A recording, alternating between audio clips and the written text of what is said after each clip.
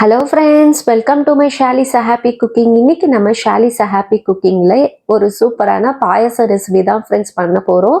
இது என்ன பாயசம் பார்த்தீங்கன்னா ரசமலாய் பாயாசம் தான் பண்ண போகிறோம். லாஸ்ட் வீடியோ நான் ரசமலாய் எப்படி செய்கிறதுன்னு உங்களுக்கு வீடியோ அப்லோட் பண்ணியிருந்தேன். இன்னைக்கு அந்த ரசமலாயை வச்சு எப்படி பாயாசம் பண்ணுறதுன்னு நான் பண்ண போகிறேன். வாங்க இது எப்படி செய்கிறதுன்னு பார்க்கலாம். ஃபஸ்ட்டு ஒரு பேன் எடுத்துக்குங்க. இதில் ஒரு கப் அளவுக்கு ஜவ்வரிசியை நம்ம நல்லா ஃப்ரை பண்ணிக்கலாம். கலர்லாம் மாறக்கூடாது. ஜவ்வரிசி கொஞ்சம் நல்லா பொரிஞ்சு வரணும். அது வரைக்கும் இதை நல்லா ஃப்ரை பண்ணி எடுத்துக்கலாம். நம்ம போட்ட ஜவ்வரிசி கொஞ்சம் பெருசாகி வந்த பிறகு இதை தனியாக எடுத்து வச்சிருங்க. இப்போ அதே கடாயிலே ஒரு 3 டீஸ்பூன் அளவுக்கு நெய் சேர்த்துக்கிட்டு கொஞ்சமாக முந்திரி சேர்த்து இதையும் நல்லா வறுத்துக்கலாம். முந்திரி நல்லா கலர் சேஞ்ச் ஆன பிறகு இதை தனியாக எடுத்து வச்சிருங்க. இப்போ இதே நெய்யிலேயே நான் ஒரு கப் அளவுக்கு சேமியா ஆட் பண்ணியிருக்கேன். இது நார்மல் அணில் சேமியா தான். இதை ஆட் பண்ணிட்டு நல்லா வறுத்துக்குங்க. ஏற்கனவே இது ரோஸ்டட் சேமியா தான் இருந்தாலும் நம்ம இந்த நெய்யிலேயே கொஞ்ச நேரம் நல்லா வறுத்துக்கலாம். இப்போ இது நல்ல கலர் சேஞ்ச் ஆகி ஓரளவுக்கு வறுபட்டு வந்த பிறகு இதில் பால் சேர்த்துக்குங்க. ஒரு 2 கப் அளவுக்கு பால் சேர்த்துட்டு, அதாவது இந்த சேமியா முழுகிற அளவுக்கு பால் சேர்த்துட்டு இதை நல்லா மூடி வச்சிருங்க.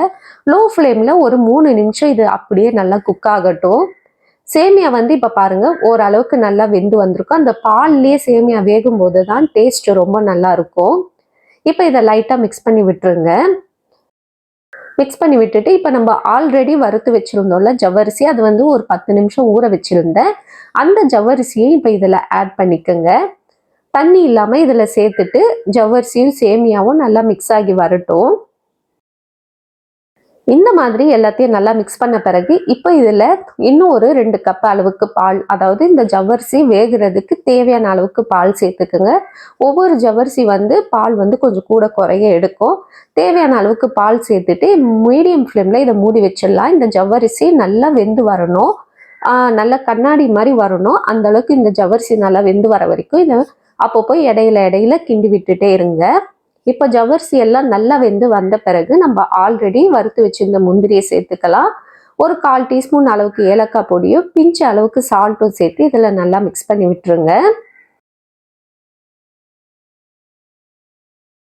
இப்போ இதில் பார்த்தீங்கன்னா நல்லா மிக்ஸ் ஆன பிறகு நல்லா வெந்து வந்த பிறகு இப்போ நம்ம ஆல்ரெடி ரசமலை பண்ணியிருந்தோம்ல, அந்த ரசமலாயில் இருக்க பாலை மட்டும் இப்போ நான் எடுத்திருக்கேன். நம்ம எப்போவுமே வீட்டில் ரசமலாயெல்லாம் சாப்பிட்டோம், அந்த பால்ஸ் எல்லாம் சாப்பிட்டுட்டு அந்த பால் மட்டும் கொஞ்சம் மீதி ஆகி போயிருக்கும். அந்த பாலை வச்சு இந்த மாதிரி ஒரு சூப்பரான பாயசம் செஞ்சு கொடுத்து பாருங்க.